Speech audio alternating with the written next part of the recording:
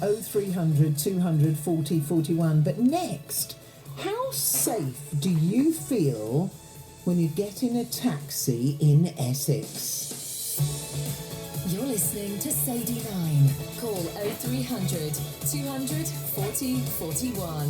Tweet at BBC Essex. Text 81333 and start your message with Essex. BBC Essex. 7 minutes past 8 o'clock. How safe do you feel getting in the back of a cab? I just wonder as well, do you get in the back or do you get next to a person? I never quite know what to do, really. Well, there is concern in Southend this morning that drivers stripped of their licences for motoring offences are back working in the town. The town's Taxi Drivers Association claim the drivers are working for Uber, an online taxi firm which lets you book a car through an app on your smartphone. Mark Jennings is from the Southend Licensed Taxi Drivers Association and Secretary of Southend Taxi Cooperative. Thanks for coming in today, Mark. Morning, Sadie. Thanks for coming in. And also Tony Cox is responsible for transport at Southend Borough Council and joins me now as well. Morning, Tony. Good morning, Sadie. Thanks very much indeed for joining us, gentlemen. So Mark, let's start off with you. Just explain why you believe some taxi drivers might be operating who had previously lost their licence. Well, we know these people because we are ex-colleagues, and Right. they got banned. And I was on here 2 months ago complaining about the legalities of why Uber are breaking the law. You now have said it on your show this morning that they're operating without a licence. Very, very simple. So then we see the guys in TfL licensed vehicles operating in the town, and we think, well, what's going on? Why? It's bad enough Uber being in the town illegally. How did these guys go and get a licence? With the DBS checks enhanced that they're meant to have, like we have, how did TfL go and get a licence at TfL? It just astounds me. Now, it gets worse because the amount of drivers that have been licensed by TfL recently, if I was Sadiq Khan, I would be going and looking and scrutinising every single licence I've ever issued. There are so many being licensed from so far over the country. Surely alarm bells have got to be ringing. You've got to be saying to yourself, why are people coming from over 200 miles away to get licensed at Transport for London, and they live in Newcastle? And then TfL, again, Sadiq, he needs to go and scrutinise every licence, revoke every licence that's ever got any skullduggery on it whatsoever, ever. Then he needs to look at the drivers and the vehicles that are actually, it's for London, it's Transport for London, it says it on the tin. Why aren't they working in London? You're licensing them for London and they're not in London. Is it cheaper to get a licence there? I mean, what is the reason? Why aren't they going to the local places? I don't know. I think there's a can of worms here. I think they've got to go and have a look at why these DBS checks are not being scrutinised. You have to hand over that piece of paper to get the licence, and it's got your whole history on it. Right. It's enhanced. Are you not quite allowed serious. to be a taxi driver if you've been done for because you're talking about people who've actually served time in prison these are people who've gone for to prison. driving offences? Yeah, it was perverting the course of justice, yeah. So are you allowed to be a taxi driver though once you've served your time? Is there a law against it? If your convictions are spent under Rehabilitation of Offenders Act, then you can go and do what you like. These weren't spent. These guys aren't spent when they were licensed. How worrying is this, Tony? It's extremely worrying. And what Mark has said, and when the story first broke over the weekend, I've had calls from as far as Newcastle and Bristol from people, and not just taxi drivers, but people in general, actually saying that TfL are licensing people to work as far away in Newcastle. And we're hearing that, but how? And leaving Newcastle aside, because we talk about sort of Southend and our county now. Why aren't we doing more checks in this county to check? So why are these people working here if they've only got TfL licences? We are doing those checks, Sadie, and this is the problem, and this is why it's a scandal of epidemic proportions. What happened was these two individuals, and let's be clear, this is only the tip of the iceberg. There's one more that's come to my attention that I know of, and I suspect another two others just in Southend alone. Now, our own licensing officers actually revoked their licences after the judge actually said you should have been removed off the road years ago. We undertook that part of the bargain, and we've continued to refuse them a licence. Yet TfL saw fit to issue them one. But why? This is the $64,000 question. I have raised these concerns with Transport for London. Now, Transport for London say they're investigating. They have had this data now for over a month. I have repeatedly put calls into the Deputy Mayor of London, who has responsibility for transport in London, and she's been an absolute ostrich and has not even acknowledged my calls. Well, Transport for London has sent us a very short statement saying these are very serious issues which have been raised with us and are under investigation. When were they raised? I mean, how long have they been under investigation? I mean, Mark, you've been talking about this for a while now. Yeah, I've been talking about it since September. I mean, I was on the show in November. Exactly. These guys have come to light. Since I last spoke to you, we raised it with TfL. Like Tony said, they've had it for over a month. They've done nothing about it. Absolutely nothing. Should we be worried as the public? I mean, is it a safety issue? Well, how deep does it go? We've just come off of Rotherham. We've just come from Rotherham. If we've got Uber breaking the law and TfL being complicit in breaking the law, and we've got all the drivers couldn't care less where they work in the country and just doing what they like, which is against the law, and no one is prepared to put them up. And then we find it's getting deeper now. They've got drivers that are being banned that are now getting re-licensed. How deep does this go? How widespread does this go? I said Sadiq Khan needs to be pulling every licence, and every vehicle that isn't physically working in London, they need to say, your licence for London, you're not working in London, I'm pulling your licence as well. The whole thing needs to be shut down. He actually said, Sadiq Khan said, if I find just one licence that's not been licensed properly, I will revoke Uber's operating licence. Put your money where your mouth is, Sadiq. Well, we have a statement from Uber, which I'd really like both of you, your comments on, Mark and Tony. We may have to take you after the travel, if that's okay, because our roads are really important, as we know, and we're talking about travel. So if you can stay with us, that would be appreciated. So Uber have sent us this following statement. Drivers licensed by TfL are dispatched under Uber London's private hire operator's licence. As we don't yet have a licence in Southend, private hire drivers licensed there are currently unable to sign up to the app. It's common industry practice for drivers licensed in one jurisdiction to carry out trips in other jurisdictions as long as they are pre-booked and dispatched from the operator's licence they are registered to. Private hire drivers that use the Uber app are fully licensed independent contractors and are free to log in and drive when and where they choose. We would welcome more transparent data sharing between licensing authorities so that if one authority revokes an individual's private hire driver's licence, all other authorities are aware. Now stay with me, gentlemen, and I'll ask you your thoughts on this.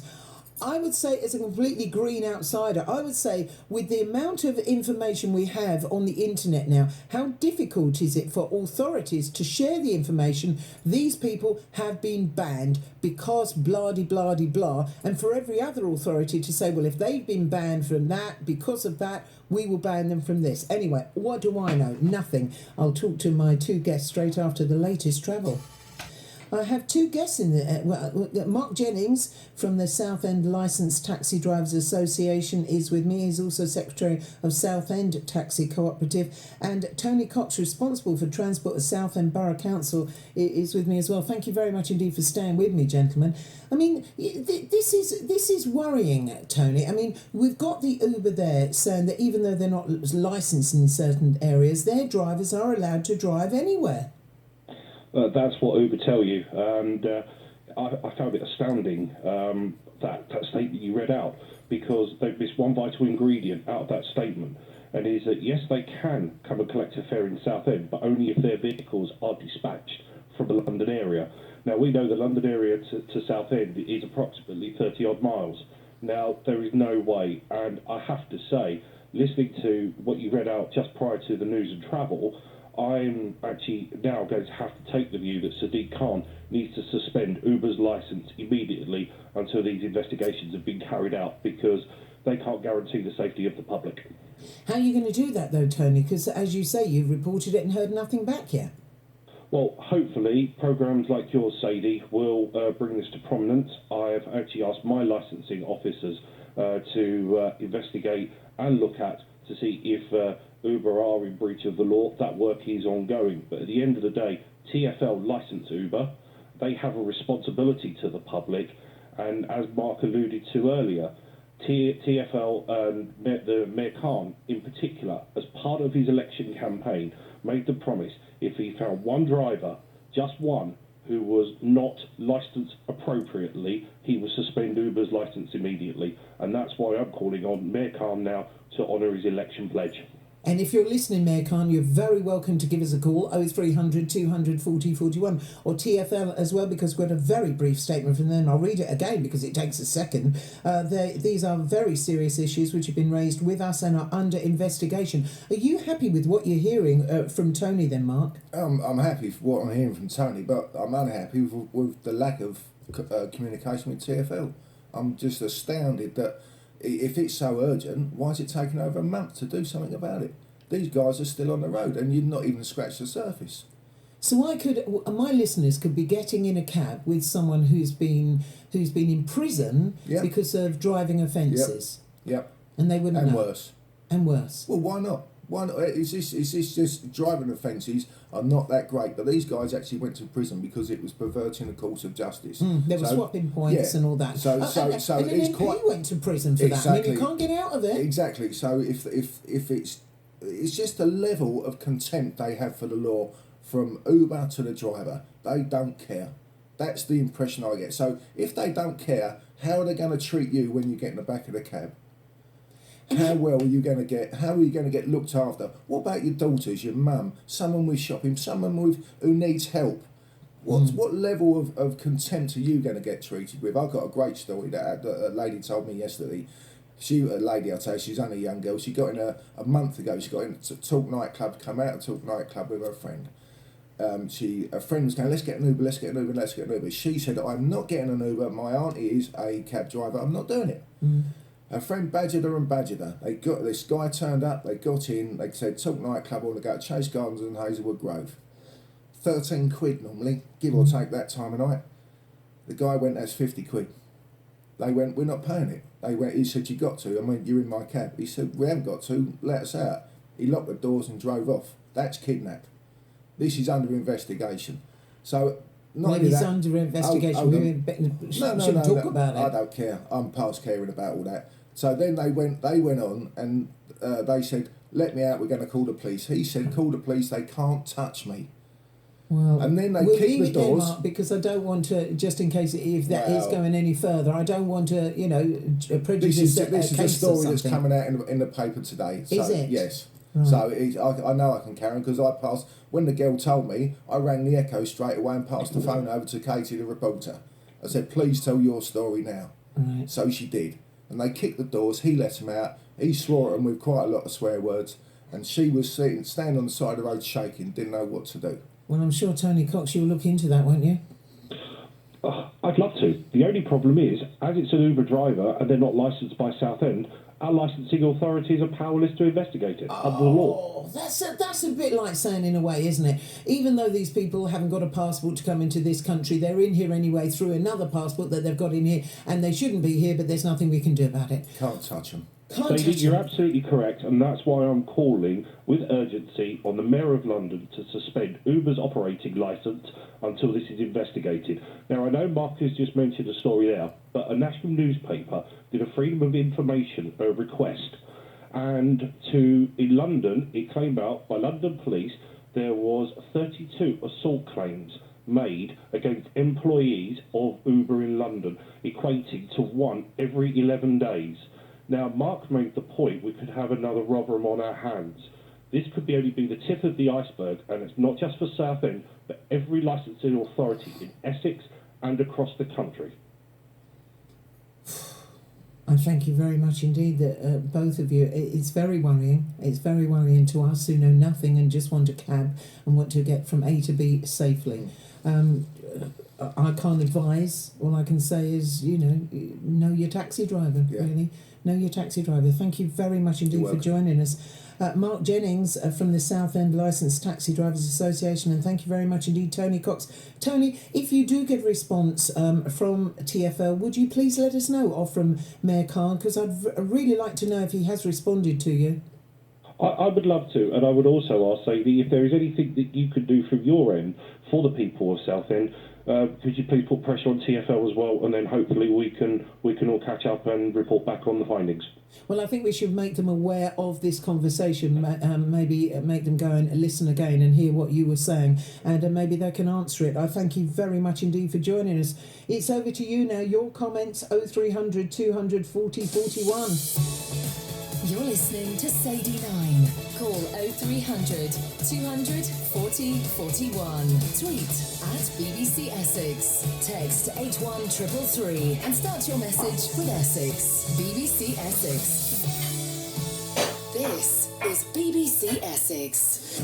Dickinson in the box. Corner with the header and the user in front. In possession of it is Cox. He tries a shot. Decent header by Cox and it's gone in. Right off the post from Simon Cox. They didn't clear the corner in Charlton. On Saturday, Colchester visit Newport County and Southend host Rochdale. BBC Essex will have full match commentary of both games from kick-off to the final whistle. Cox shoots again and it's pushed round the post by the goalkeeper.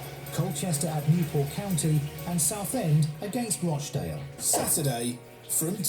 BBC Essex. It's BBC Essex, I'm Sadie 9, and we're taking your calls. How safe do you feel when you are getting in a taxi cab?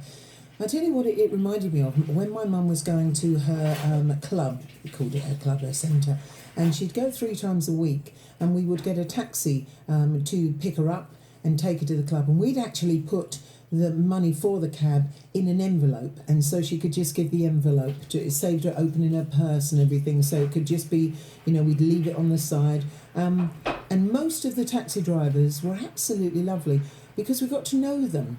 How important is it to get to know your cabbies as well? We always use the same firm, and it was one of those things where the borough put in a bit of money as well to help elderly get about.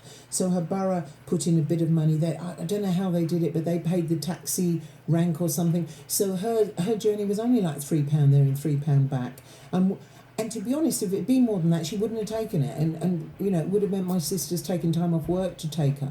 And she loved it, actually. She loved the independence of it, that she could get herself to her club and gone. Most of the taxi drivers there, most of the cabbies, they would get out with her when she got there, and it was sort of gravel the other end and the end of my sister's as well, where she lived. And they would get out and they would carry her bag for her, and she'd hold their arm and everything, and she'd give them a tip.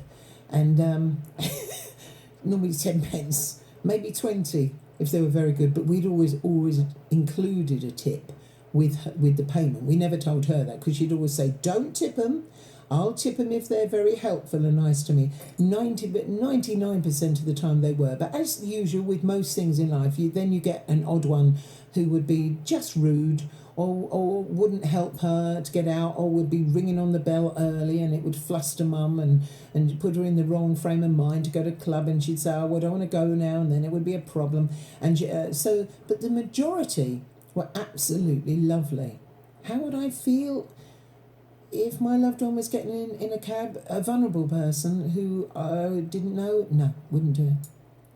John's in Southend and Aldo, 300 240 41. Morning, John.